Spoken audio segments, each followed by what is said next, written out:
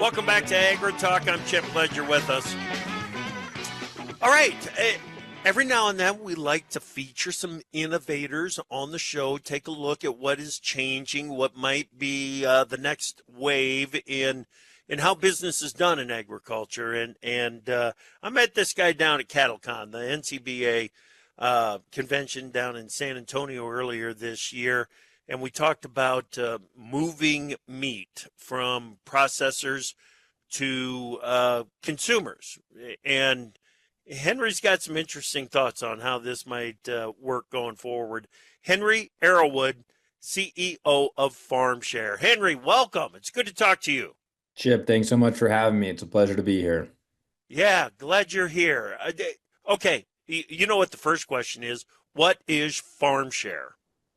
Farmshare is on a mission to become the world's largest processor without owning a single processing plant. So we've built a set of tools across the meat supply chain to help connect producers more directly with end buyers in the market by way of independent processing facilities.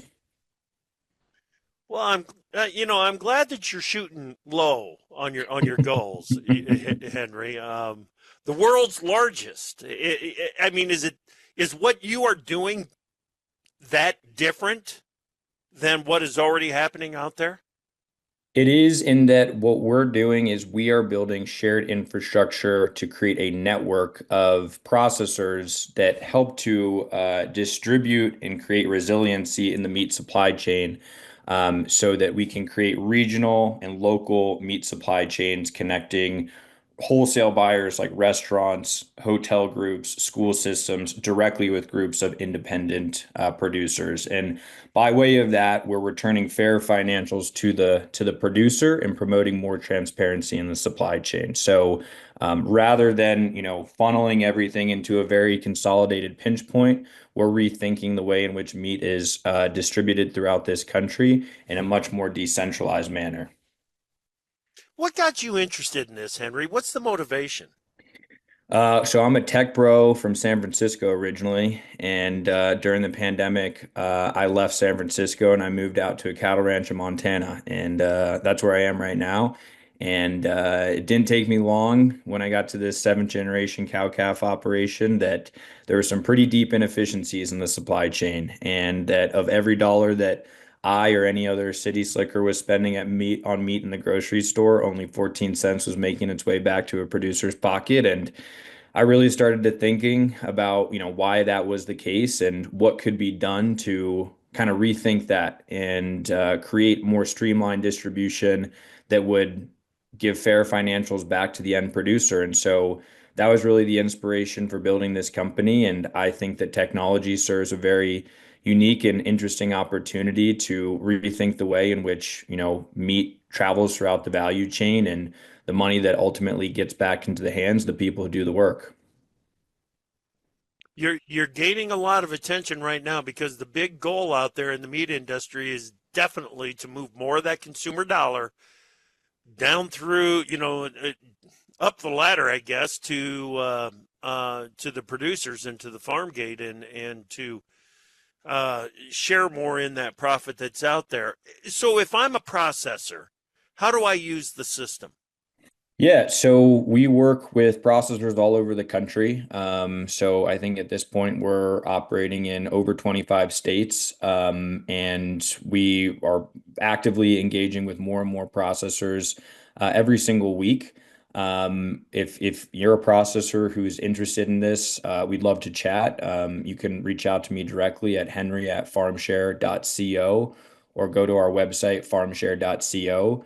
But it's a fairly simple process. We like Okay. to think of ourselves as bringing modern tooling to the independent processor for maybe the first time. We've built a set of tools for the independent processor that help to increase efficiency, maximize the throughput of their plant, and ultimately drive them towards doing greater capacity within their facility. We're automating and streamlining a bunch of the manual processes and complexities that exist for processors today. we're really mitigating the amount of phone calls, paper pushing, and filing that an independent locker has to go through in order to successfully manage their business. Our customers are saving 5 to 7 hours per day on all of the administrative sort of burden and complexity of their business. And we're really excited to be what we're doing. Big packers have a lot of efficiencies. They have a lot of technology. They have entire teams that are focused on future proofing their business. And this takes millions of dollars to do. And what we're doing is building that as a shared resource and shared set of infrastructures that we can then sort of co-op out into the ecosystem for the independent processor. Okay. So it's more of a management system than it is a marketing system. Do I have that? Is that fair to say? Yeah, the marketing really exists between the buyer and the seller, right? So the Okay. interesting sort of dynamic in our what we're doing, our Mhm. model is, the animal is not changing ownership to the processor. We are connecting the restaurant directly with a group of independent producers. We're facilitating the transaction between those two parties. And then for the processor, they're just the service layer that exists to fabricate that product, right? So differently from how a lot of, big packers are operating where they're actually buying those animals, the domain never changed ownership between the producer and the processor, just between the producer and the end buyer. And we've used this network of independent processors as the manufacturing layer to actually turn that animal into a consumable product. Gotcha. Gotcha. Okay. All right. How does how do the buyers use this system? Yeah, so there's three sort of big issues that preclude a producer or groups of producers from selling directly into wholesale channels today. Number one, it's a scale issue. If you have a steakhouse that's got to buy hundreds of ribeyes every single week, probably pretty hard to find many producers who are going to be able to fulfill that procurement spec weekly. Number two is balancing of the carcass. You might find a restaurant that wants to buy all your primes, but what are you doing with the rest of that carcass? And number three is the logistics, right? How do I actually get the animal to the processing facility, secure a slot, secure the make order, and then get that product out into the hands of the buyer? That is exactly what our platform does.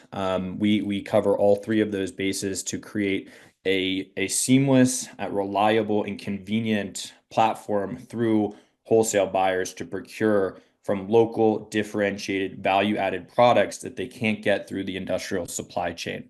So for a buyer, they come into our platform, they place an order for the product that they're looking for, the cadence in which they're looking for it to be delivered, and they get to express a set of quality attributes that are probably harder for them to express buying from a big food service company. Is it, local within 200 miles? Is it, grass-fed, hormone-free, antibiotic-free, whatever set of attributes that buyer wants to express, we give them the ability to do that within the platform.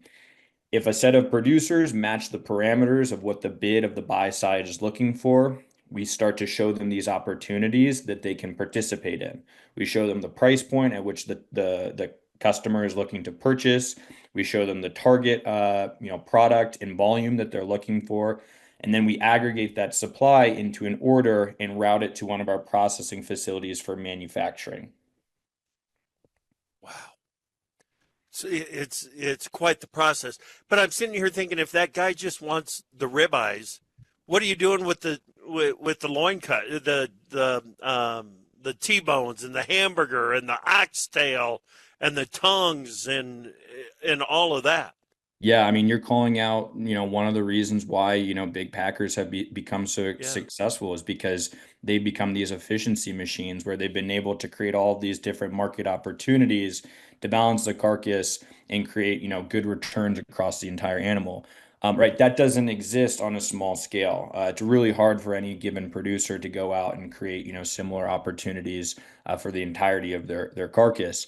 That is what we're doing. So buzzword of the moment, right? We're using AI to do this, right?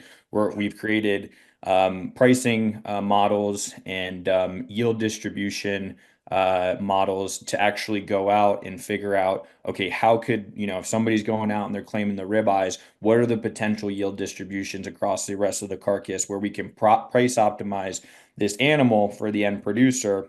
And we're probably going to have to find a number of different homes for that meat to go to. Yeah. Real easy for us to go out there and sell ribeyes and strips and tenderloin, et cetera, et cetera. What do you do with all the ground, right? And so it's our responsibility to create a diversified set of customers on the buy side that we can move this product to Yeah. respectively. Okay. School systems, hospitals, really good targets for us in terms of moving that ground product. And then, there's a lot of Awesome. restaurant groups out there today that are looking for a different product than they might be able to get through the institutional food service companies. And so that's where we're moving some of that Okay. prime product. Only got 30 seconds left, but people are going to wonder this. What does Farmshare get out of this?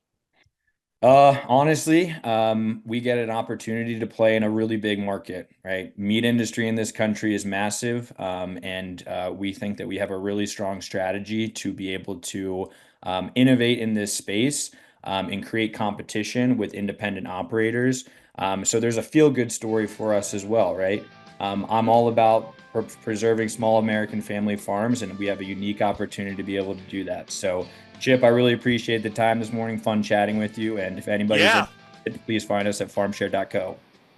Farmshare.co. Farmshare.co. Henry, good conversation. We'll talk more. Henry Arrowwood, CEO of Farmshare. Davis and I will be right back to wrap up AgriTalk.